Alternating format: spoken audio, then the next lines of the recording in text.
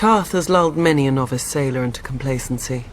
Our lush island sits on calm blue water like an emerald set into a sapphire.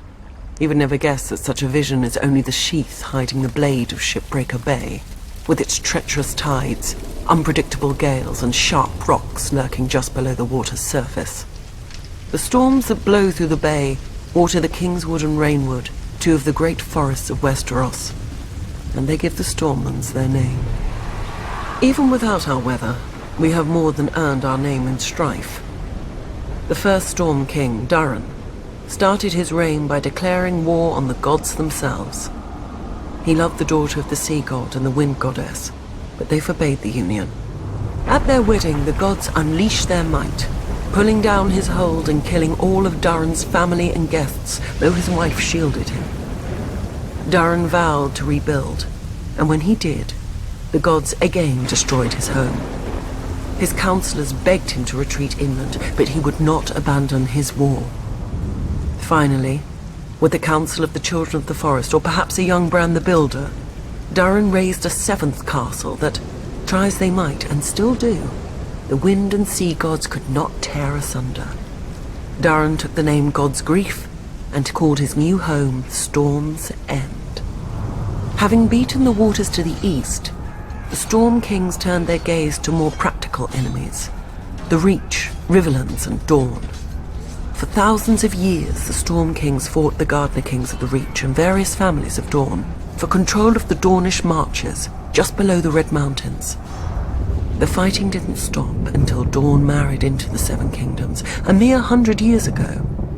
But still the houses of the Stormlands, such as the Dondarians, guard the Boneway, the mountain pass into the marches, against any Dornish incursion. The Storm Kings had greater luck to their north, at first. They took the trident from the River Kings and built an empire that stretched as far as the neck. But then the Ironborn swarmed out of their islands and pushed the Storm Kings out of the Riverlands. No doubt the Ironborn intended to expand their empire into the Stormlands. Before they had a chance, Aegon Targaryen landed with his dragons. While Aegon burned the kings of the Iron Islands, the Rock and the Reach, his fiercest commander and rumoured bastard brother, Orys Baratheon, set out to subdue the Stormlands. No matter how fierce a warrior he was, no one could have envied his task.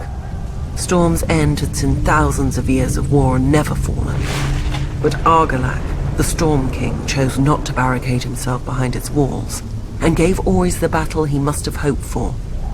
Orys slew Argilac and took Argilac's castle, kingdom, daughter, sigil, and house words. House Baratheon became the lord of the Stormlands. Targaryen rule quieted the Stormlands for the most part, until Robert rebelled against the Mad King. His first challenge came not from the crown, but from his own bannermen, who tried to join forces against him. Robert struck first, defeating 3 armies in a single day at Summerhall. The victory cemented Robert's control of the Stormlands, and he was able to march on the Reach and Riverlands with no enemy to his rear. Yet not all of Robert's bannermen sided with him. Sir Barristan the Bold came from the Stormlands, but as the pre-eminent member of Aerys Kingsguard and greatest knight in the realm, Sir Barristan remained loyal. After Robert's decisive victory on the Trident, Robert sent his own maester to care for his countryman Sir Barristan, who had suffered grievous wounds whilst fighting so hard to kill him. Later, when the Kingslayer betrayed Aerys, Robert pardoned Sir Barristan, and even took him onto his own Kingsguard. When Robert lifted Mace Tyrell's ill-managed siege of Storm's End and returned to his ancestral home, he realized the dream of all the Stormlords before him, to rule the 7 kingdoms. Then Robert died, and his brother Stannis killed their other brother, the noble King Renly, with black magic. Now the Stormlands again live up to their name, with so many houses burnt on the Blackwater and others currying favour with the Lannisters to seize the survivors' lands. Renly could have saved us. If only I could have saved him. But I will teach Stannis a lesson he should have learnt growing up in the Stormlands. As lightning gives way to thunder, so too must murder lead to vengeance.